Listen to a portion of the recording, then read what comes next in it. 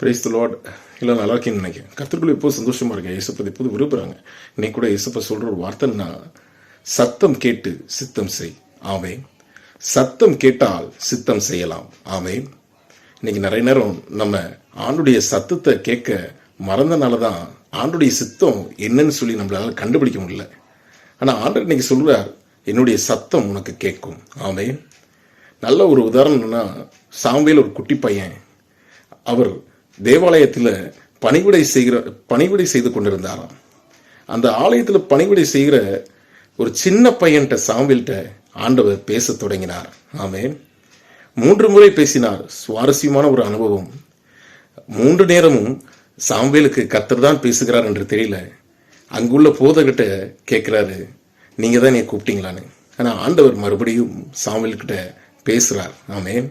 ஆண்டவர் கூட பேசணும்னு ஆசைப்படப்படுவார். ஆனால் அந்த போதகர் சொன்னது என்ன தெரியுமா?